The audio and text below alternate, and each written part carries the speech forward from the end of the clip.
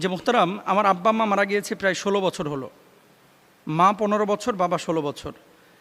আমি প্রায় আব্বা আম্মাকে স্বপ্নে দেখি, তবে এখন মৃত আব্বা আম্মাকে বাবা আমাকে ঘন ঘন স্বপ্নে দেখছে। কখনো তারা কিছু চায়, কখনো কিছুই চায় না, আমার দিকে তাকিয়ে থাকে, আবার কখনো বা আমাকে ডাকে।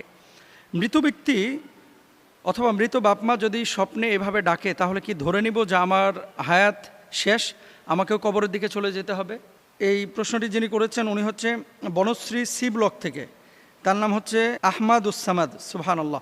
দেখেন, ইম্পর্টেন্ট একটা প্রশ্ন।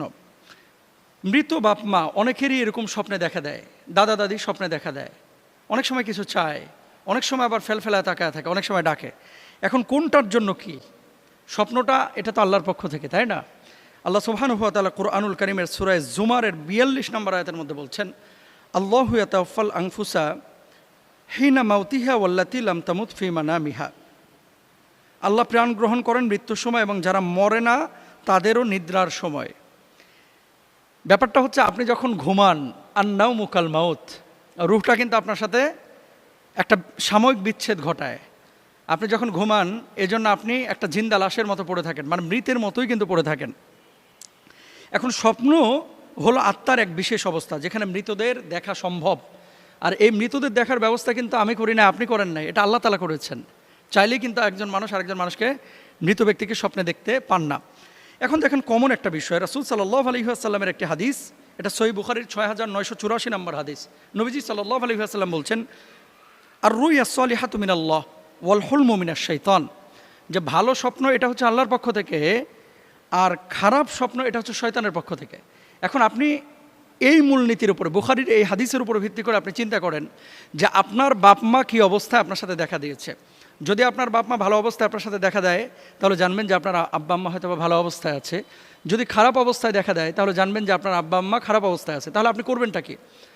আও ওয়ালাদিন সালিহান ইয়াদউলা, বাপমার জন্য দোয়া করেন, রব্বির হামহুমা কামা রব্বায়ানি সগীরা বলে, আল্লাহ আপনি আমার বাপমাকে ক্ষমা করে দেন, সেভাবে লালন পালন করেন যেভাবে ছোটোবেলায় আমাকে লালন পালন করেছেন। এটা হচ্ছে আপনার করণীয়। খারাপ স্বপ্ন যদি দেখেন, আর ভালো স্বপ্ন যদি দেখেন, ধারণা করতে পারেন যে আপনার বাবা বা মা ভালো অবস্থায় আছে, কিন্তু এটা গ্যারেন্টেড না।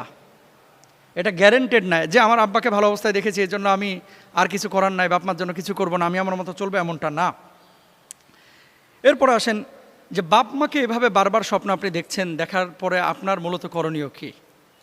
তো করণীয়, ভালো অবস্থায় দেখলে কি করবেন, খারাপ অবস্থায় দেখলেন কি করবেন, এটা তো বলেই দিলাম। এছাড়াও আরও কিছু বিষয় রয়েছে, যে আপনার দিকে ফেলফেলায় তাকায় রয়েছে, এটার কি আলাদা কোনো ব্যাখ্যা আছে? এটার আলাদা কোনো ব্যাখ্যা যেহেতু রাসূল সাল্লাল্লাহু আলাইহি ওয়াসাল্লাম থেকে আমরা পাই না, বলতে পারবো না।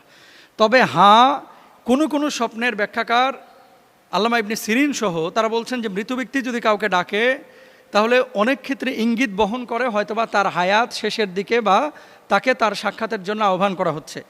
এর মানে এটা না যে আপনি 100% ধরে নেবেন যে আপনাকে মৃত ব্যক্তি ডেকেছে, মানে 10 দিনের মধ্যে আপনি মারা যাবেন, ব্যাপারটা এরকম না। কিন্তু এখন আপনি করবেনটা কি? দেখেন, মৃত্যু এটা হচ্ছে মুমিনের জন্য তওফা, এটা হাদিয়া। মৃত্যু আসা, মৃত্যু বরণ করা, এটা মুমিনের জন্য ভয়ের কোনো কারণ না, এটা ভালো জিনিস। কারণ মুমিন মরার সঙ্গে সঙ্গে ইয়া আইয়াতুহান নাফসুল মুতমাইন্না ইরজিআ ইলা রাব্বিকা রাদিয়াতাম মারদিয়া, আপনার রবের সাক্ষাতে তো আপনি যাচ্ছেন, তাই না? তো মৃত্যু কিন্তু খারাপ না, সুবহানাল্লাহ। এখন মৃত্যু আসবে, মৃত্যুবরণ আমাদেরকে করতেই হবে। আপনি করবেনটা কি? মৃত বাপমার জন্য 1 নম্বর হচ্ছে দোয়া এবং সাদাকা করবেন, ফকির মিসকিনকে খাওয়াবেন, কিছু দান সাদাকা করবেন। মানসিক স্মৃতি থেকে কিন্তু অনেক সময় এই স্বপ্নের উদ্ভব ঘটে, যেটা বিজ্ঞান বলছে। একটা জিনিস যখন বারবার আপনি বেশি ভাববেন, তখন এটা স্মৃতিস্ফটে, মনস্তাত্ত্বিকভাবে কিন্তু এটা আপনার ওই রুহানি জগৎ থেকে আপনি স্বপ্নটা দেখেন, এরকম বলে থাকেন। কোনো ভুল কাজ থেকে ফেরানোর ইঙ্গিত হয়তো বা আপনার বাপমা দিচ্ছেন, হয়তো বা আপনি বাপমা জীবন দশায় নামাজ পড়েছেন, ভালো কাজ করেছেন, এখন আর করতেছেন না, এজন্য বাপমা এই রুহানি জগৎ থেকে আপনারা সতর্ক করছেন যে আপনি আবার ভালো পথে ফিরেন ইনশাআল্লাহ। আল্লাহুম্মা গফিরলাহুমা ওয়ারহামহুমা, এই দোয়াটা বেশি বেশি পড়বেন। রব্বির হামহুমা কামা রব্বায়ানি সগীরা, কোরআন তেলাওয়াত বেশি বেশি করবেন। বাপমার পক্ষ থেকে যদি কোনো ঋণ থাকে, ঋণটা আদায় করার চেষ্টা করবেন ইনশাআল্লাহ তাআলা। আর স্বপ্নে যদি কোনো কিছু চায় বাপমা, যে আমার জন্য উমরা করো, হজ করো, সম্ভব হলে করবেন, যদি সম্ভব না হয় তাহলে আপনি তাদের জন্য আল্লাহর কাছে দোয়া করবেন। এখন মূল কথা হচ্ছে, স্বপ্নের জায়গায় নবীদের স্বপ্ন ছিল হচ্ছে দিব্যালোকের মতো সত্য, সূর্যের আলোর মতো, পূর্ণিমার চাঁদের মতো সত্য। আমাদের স্বপ্নগুলো সত্যও হতে পারে, মিথ্যা হতে পারে। এই জন্য আমরা খুব বেশি চিন্তাগ্রস্ত হব না, আমাদের করণীয় কাজগুলো করার চেষ্টা করব। আল্লাহ প্রত্যেকের বাপ মাকে জান্নাতুল ফেরদাউসের মেহমান বানায় দেন, ভুল ত্রুটি ক্ষমা করে দেন।